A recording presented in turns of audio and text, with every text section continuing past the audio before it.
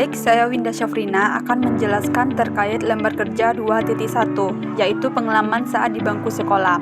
Yang pertama adalah hal yang dapat dibanggakan dari sekolah. Hal yang dapat dibanggakan dari sekolah saya yaitu kebersamaan guru dan murid. Selanjutnya, guru bertanggung jawab memberi nasihat, motivasi, dan bantuan. Selanjutnya, banyak kegiatan mengembangkan bakat dan kepemimpinan. Yang selanjutnya, menanamkan karakter, disiplin, tanggung jawab, menghargai, dan berani. Selanjutnya, sekolah memberi pengalaman berharga untuk berkembang. Yang kedua adalah kepuasan terhadap iklim atau kondisi sekolah. Yang pertama yang kita bahas adalah puas karena. Puas karena yaitu suasana belajar cukup nyaman. Selanjutnya, guru memberi kesempatan bertanya, berdiskusi, dan berpendapat. Selanjutnya, ada ruang bekerja sama dan berintegrasi. Selanjutnya adalah upaya menjaga disiplin dan keterlibatan sekolah. Tidak puas karena yaitu belum semua murid merasakan kondisi yang sama. Selanjutnya, murid pendiam, kurang percaya diri, butuh perhatian lebih. Selanjutnya, perlu perbaikan agar semua merasa diterima dan menjadi bagian yang penting sekolah. Yang ketiga adalah pengalaman sekolah yang paling bermakna. Pengalaman sekolah yang paling bermakna bagi saya yaitu merasa diterima dan dihargai. Selanjutnya, bekerja sama dalam kegiatan sekolah.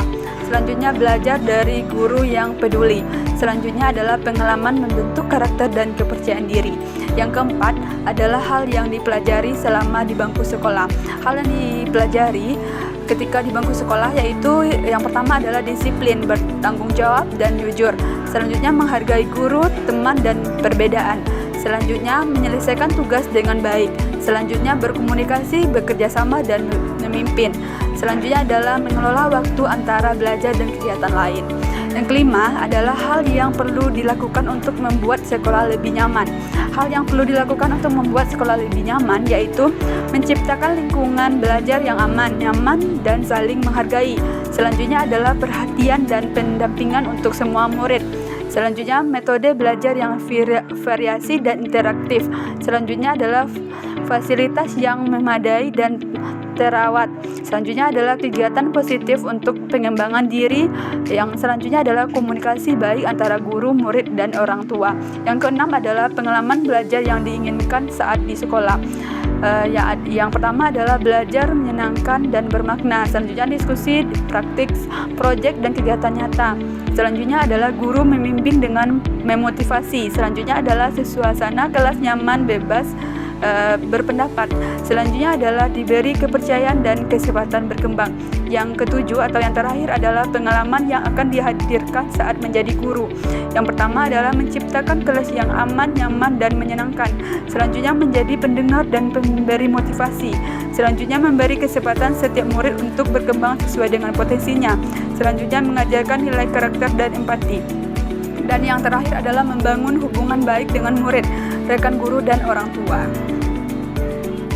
Baiklah, saya Windy Junida Akmal akan melanjutkan LK 2.2 mengenai analisis kasus, yang dimana seorang murid melaporkan kehilangan uang SPP yang harus dibayarkan ke sekolah. Guru dan murid berdiskusi mencari solusi, mengingatkan pentingnya kejujuran, empati, dan melindungi sesama dari kehilangan. Yang pertama, adapun keputusan guru, yaitu setiap tindakan guru mempertimbangkan hak dan kewajiban murid. Yang kedua, kepedulian dan empati diprioritaskan oleh seorang guru. Selanjutnya, guru juga menjaga iklim kelas yang aman, saling percaya, dan bebas bullying. Sikap guru dimanapun harus memiliki empati dan melindungi murid, menjaga martabat, tidak menghakimi, serta fokus pada pembentukan karakter. Adapun sikap guru di posisi murid itu harus turut merasakan kehilangan, berbicara secara pribadi untuk memahami, menenangkan, serta juga membimbing. Keteladanan yang dapat dilakukan oleh guru dapat berupa melindungi martabat murid, mengendalikan diri dan empati, menyelesaikan masalah bersama, mengambil keputusan bertanggung jawab, serta bersikap adil dan juga objektif.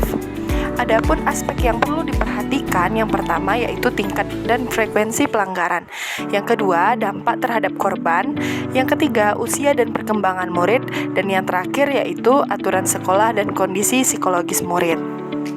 Nah, yang keenam, tindakan jika pelanggaran serius. Hal yang dapat dilakukan yaitu langkah bertahap, bermula dari pembicaraan, lalu mengadakan mediasi, dilanjutkan dengan pembinaan, lalu melibatkan orang tua atau guru BK, dan terakhir yaitu rujukan profesional.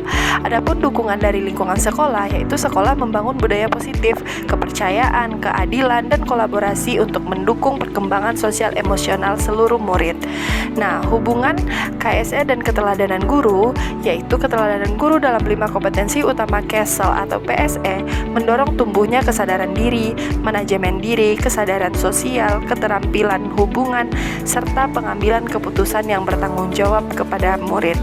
Nah, dari kasus tersebut, esensinya yaitu PSE menuntun guru menjadi pribadi yang peduli, empatik, dan restoratif sehingga membentuk murid yang berkarakter dan menciptakan lingkungan kelas yang aman dan mendukung. Sekian, terima kasih.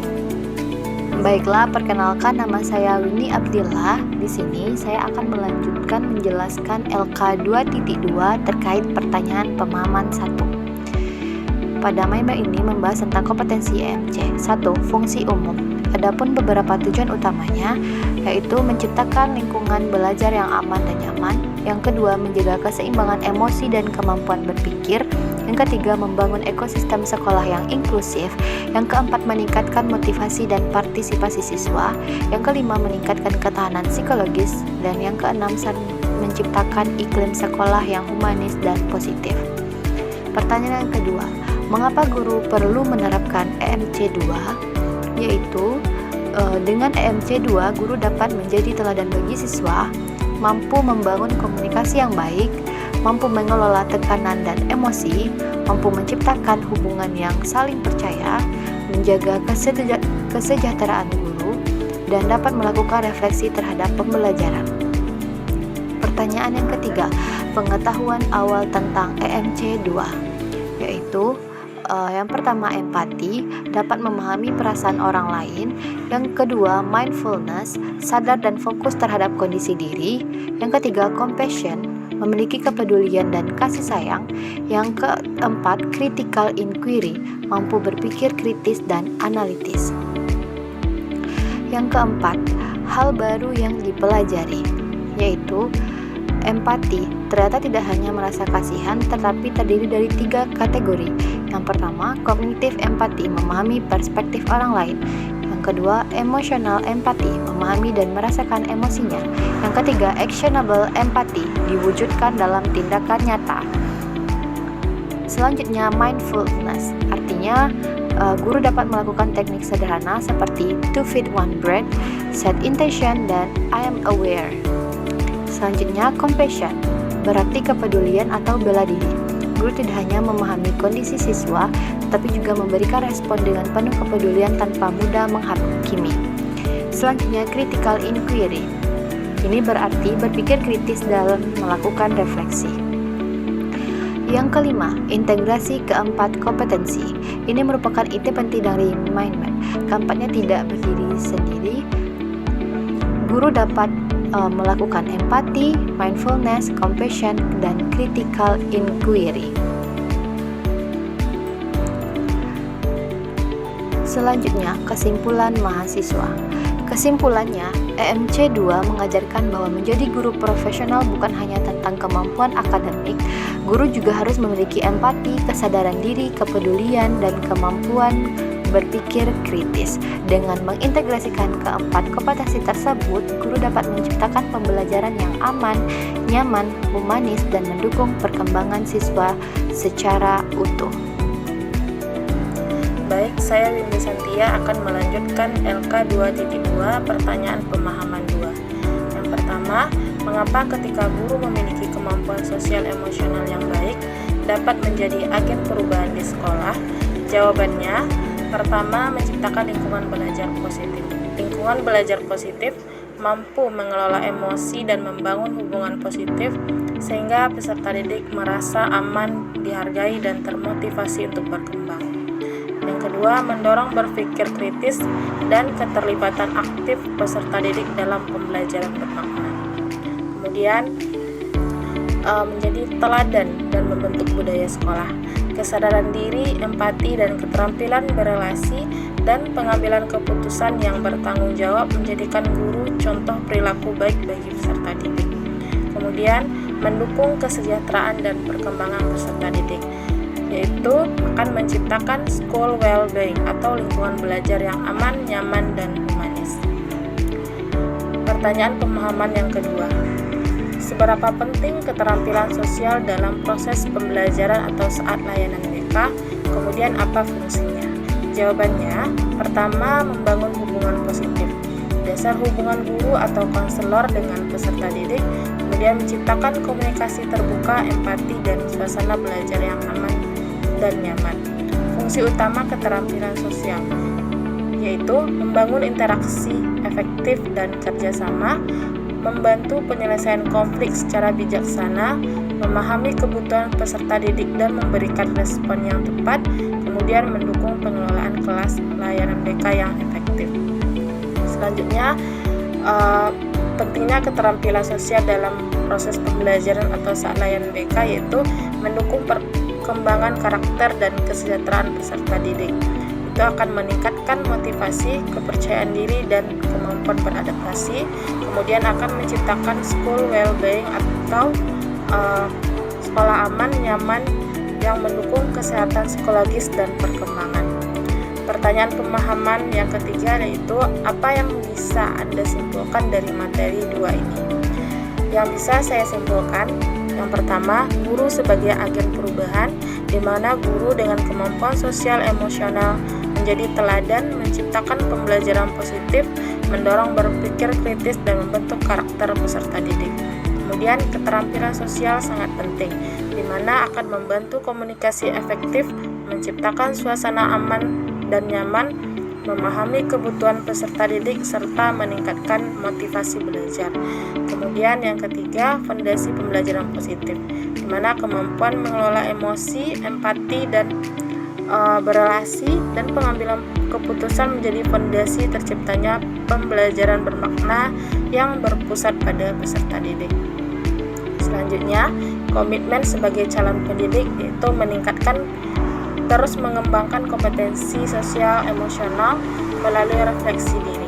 Dan yang terakhir, kolaborasi dengan guru BK, di mana guru mapel berkolaborasi dengan guru BK untuk mengembangkan keterampilan PSE guru dan menciptakan lingkungan belajar yang aman, nyaman bagi murid.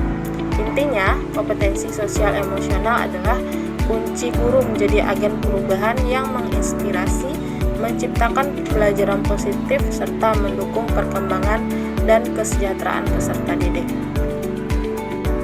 Baik, saya Winda Novikasari akan melanjutkan penjelasan terkait dengan LK 2.3 tentang karakteristik guru sebagai teladan, di mana yang pertama itu ada tantangan, yaitu dalam hal sosial emosional. Tantangan yang dihadapi oleh guru yang pertama itu mengendalikan emosi dan mengelola stres. Kemudian yang kedua ada menunjukkan empati dan komunikasi positifnya. Kemudian yang ketiga menjadi konsisten dalam ucapan dan tindakan. Dan yang keempat membangun hubungan baik dengan peserta didik, orang tua, dan rekan sejawatnya. Kemudian yang kedua, untuk strategi meningkatkan kompetensi terkait dengan pengelolaan sosial emosional. Yang pertama itu dengan cara refleksi diri secara rutin. Yang kedua, mengembangkan kompetensi sosial emosional.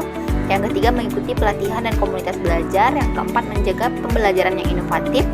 Yang kelima, membangun hubungan positif. Dan yang keenam, menunjukkan integritas dan konsistensi. Kemudian terakhir yaitu memberikan dan menerima umpan balik untuk perbaikan. Dan yang ketiga yaitu adanya dukungan sekolah agar guru menjadi teladan, di mana di sini guru juga memerlukan dukungan dari sekolah. Yang pertama itu adalah untuk menanamkan nilai karakter positif di sekolah. Yang kedua, menyediakan pelatihan dan pendampingan. Yang ketiga itu mendorong kolaborasi dan berbagai praktik baik. Yang keempat, memberikan apresiasi dan penghargaan. Dan yang kelima, menyediakan lingkungan kerja yang mendukung. Kemudian untuk yang keempat itu ada pengaruh pendidikan sosial emosional terhadap guru, di mana yang pertama itu memahami dan mengelola emosi. Dan yang kedua itu dapat membangun hubungan positif. Yang ketiga menunjukkan empati. Dan yang terakhir mengambil keputusan yang bertanggung jawab. Inti utama dari LK 2.3 ini adalah guru teladan adalah pribadi yang berkarakter, peduli, dan terus berkembang demi murid yang berdaya dan berkarakter. Kemudian selanjutnya terkait dengan analisis ketiga Pilem terkait dengan guru sebagai teladan. Yang pertama itu ada di Pilem Laskar Pelangi, di mana Di dalam film itu terdapat dedikasi dan kepedulian guru, kemudian adanya grow mindset dari guru tersebut untuk mengatasi keterbatasan dengan harapan, dan adanya empati, resilience, dan dedikasi dari guru tersebut. Kemudian untuk film yang kedua yaitu Negeri Lima Menara, di mana di dalam video itu mengandung dedikasi dan keyakinan peserta didik dan pendidik. Kemudian yang kedua itu penanaman kesadaran diri dan impian yang tinggi. Kemudian yang ketiga keteladanan, ketangguhan, dan kepemimpinan seorang pendidik. Dan yang keempat yaitu agen perubahan bagi peserta didik. Kemudian yang ketiga ada film Sekolah Rimba, di mana dalam Sekolah Rimba ini menceritakan tentang fleksibel dan dekat dengan alam dan budaya karena dia di dalam alam atau di rimba. Kemudian yang kedua itu menumbuhkan kesadaran sosial dan empati budaya. Yang ketiga itu adanya kemandirian, keberanian, dan percaya diri. Dan yang keempat itu adanya tanggung jawab dan kemudian terhadap sesama. Kemudian yang untuk pendidikan pembelajaran sosial emosional dan agen perubahannya, di mana di sini guru membimbing kecerdasan sosial emosional. Kemudian yang kedua itu memodelkan pembelajaran sosial emosional itu yaitu melalui resilience, empati, leadership, dan etik. Dan yang terakhir itu guru sebagai agen perubahan di sekolah dan masyarakat, di mana inti utama dari LK ini yaitu guru teladan menjadi agen perubahan yang membentuk karakter, menginspirasi, dan menuntut peserta didik menuju masa depan. Di mana karakter utamanya itu ada empati, integritas, kesabaran, konsisten, menginspirasi, dan bertanggung jawab.